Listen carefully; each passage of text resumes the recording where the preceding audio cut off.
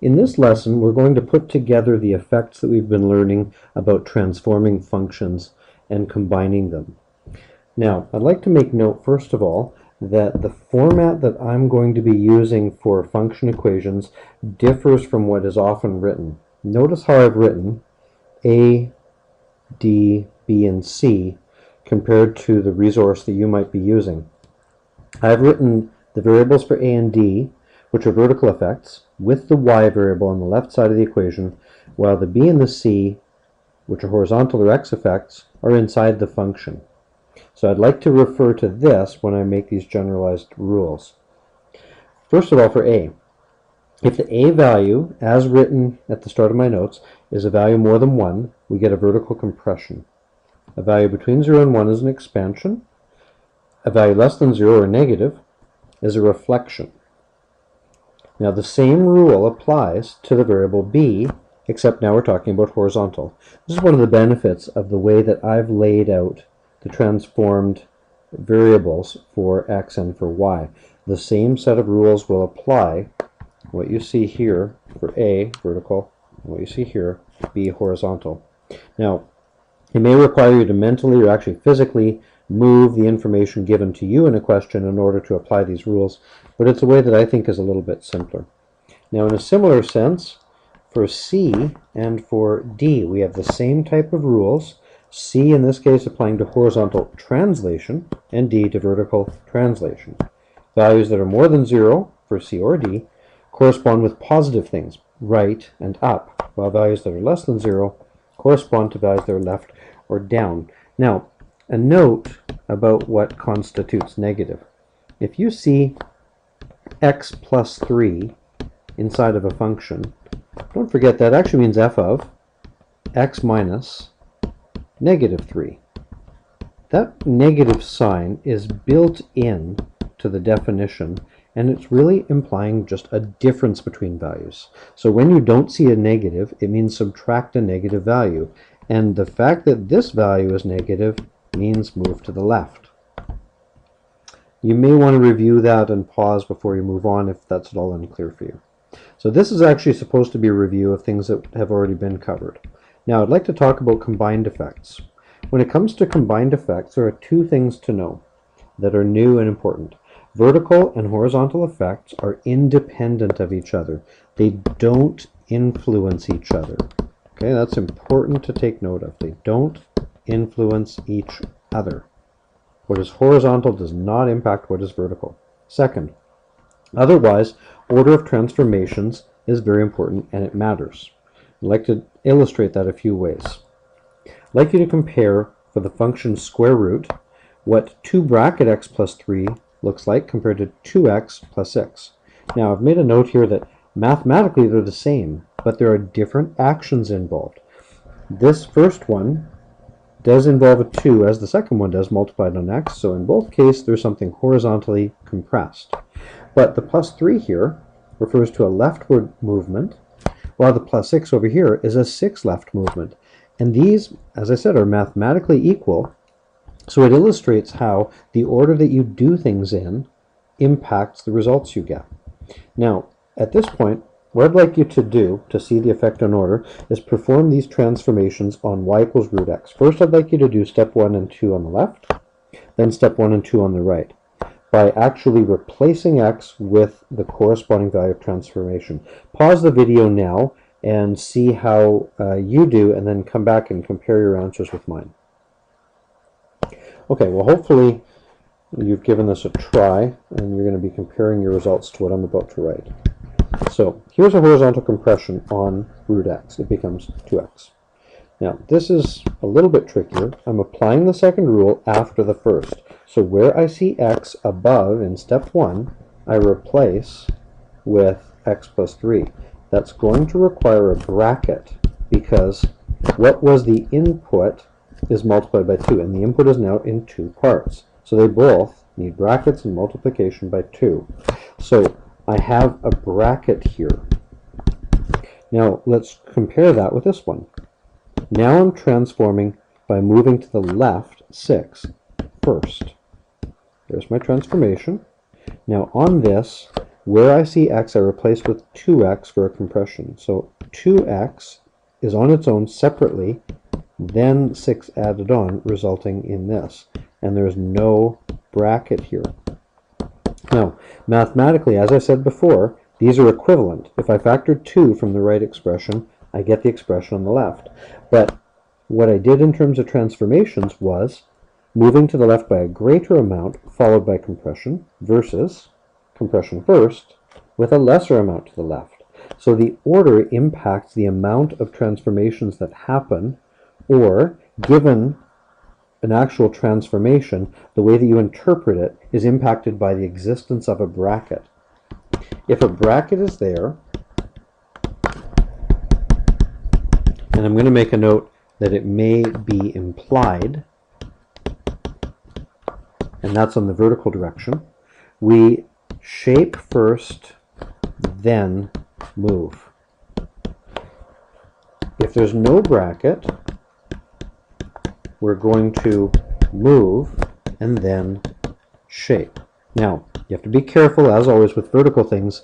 You'll want to mentally or physically transform them in order to apply this rule. Here's a few examples. Let's determine a new point if the point AB is on the function f of x under these 4 transformations. Pause the video, try part A, rejoin me and see how you do. All right. This is a vertical effect that's a reflection over the x-axis. So the vertical reflection is going to lead to the point A, comma, negative b. A positive y becomes negative y. Next, I've got a horizontal translation to the left that's going to require me to take 3 away. There's part A. Pause the video and try B, C, and D. Hopefully you've done that. In part B, because there's no bracket, I'm going to horizontally translate left first. So that means A minus 2B. Next, I'm going to horizontally compress. So now it's half of A minus 1B. Part C, this time I'm going to horizontally compress first. So I'm going to have half A, comma B. Next, I'm going to horizontally translate to the right. So that will be half of A, add 4, comma B. Notice how I did the order different and the impact it had.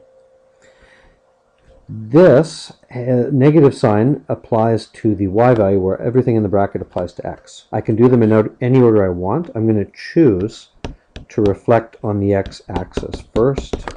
That's A, comma, negative b. I could have done that at any point because it was a vertical effect. Horizontally, I have to horizontally translate to the left first. That means A minus 1, followed by a horizontal reflection, so on the y-axis. So that requires me to change the sign of this from to negative A plus 1, comma, negative b. That last one's a bit tricky. A suggestion, if that's confusing to you, is consider this as f of bracket, negative bracket, x minus 1, and now that there's a bracket here, I reflect first, then I move afterwards, and yes, there's a negative in front. Second example. I've given you a function with 5 transformations that I've initialed A, B, C, D, and E. First of all, I'd like you to name what A, B, C, and D and E are. Then, I've given a list of possible transformations. I want you to put a check mark beside any of them that are going to result in the correct image. First of all, A is a vertical expansion by a factor of 2.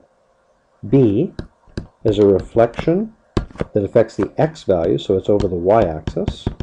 C is a horizontal compression to 1/3, or by a factor of 3. D, a horizontal translation to the right of 4. And E, a vertical translation upward of 5.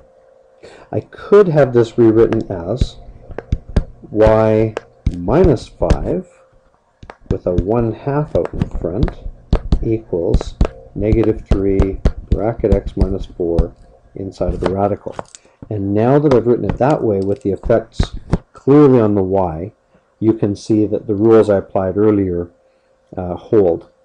Okay, what happens vertically and what happens horizontally are independent. So where I put D and E, B, C, and D versus A and E have no effect on each other. I do need to do any shaping before any moving. So A should come before E. That's good. A comes before E, A comes before E. Here, E comes first, so this is not possible. Every other situation has A before E, which is good. Next, B or C, doesn't matter the order, because they're both multiplications, need to happen before D. So I can't have D first. So B, C, D, that one's good. C and B come before D, so that's actually good. Looking at the next one, B and C happen before D, that's good. Now the last one has C and B also before D, that's also good. So actually almost all of those are acceptable transformation orders. Got a couple more examples to work on. Next one. I generically have the function y equals f of x, and I'm going to apply some transformations, and I'd like you to write down what y equals f of x looks like each time. First, part A, horizontally compressing to 1/2. That's a replacement of x with 2x, so I write y equals f of 2x. Next, a vertical expansion of 5/3. Y needs to get replaced with a small number, 3/5 y in this case.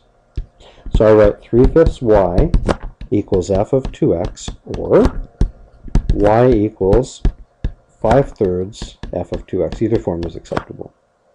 Alright, there's one done for you. You try doing B. Here's what you should have in B. X replaced with x plus 3. So y equals f of x plus 3. Translation down, y gets replaced with y plus 2. So I can write y plus 2 equals f of x plus 3. I could translate 2 to the other side as well. And lastly, a compression. So I need to replace, because of the 1/3, I replace y with 3y. Only the y part though. There we are. And the last example I have for you, right here, is a graphing problem. I've given you an f of x, I've given you a set of transformations, and I want you to apply the result. Pause and give it a try. Okay. Step 1 and step 2, I'm going to apply the vertical transformation. Step 1 causes everything positive in y to be negative. So that's going to look like this, and this, this, and this. That's step 1. Now I want to move it 2 down. 1, 2. So now I'm at this place, this place, this place, and I go like that. Okay, so that's 1 and 2 completed, everything vertical. I'm going to change ink color, and I want to do this one third, and I want to do this one fourth. So step 3 is a compression. Compressing all these values will still result in values that stop on the y-axis. This point that represents a high point now is going to move 1 unit closer because it was 2 units away from the axis. This jagged point here that's 4 units over is going to move to half of that value, so 2 units. The place that it crosses the axis is 1, 2, 3, 4, 5, 6, 7 units over. Half of that's 3.5. 1, 2, 3 and a half. And I'm going to connect all these dots. And that's 3 and 4 done. That's the final answer. Alright, that's a lot to digest. You may need to replay some of that before you go on to your lesson. Hopefully it's helpful for you.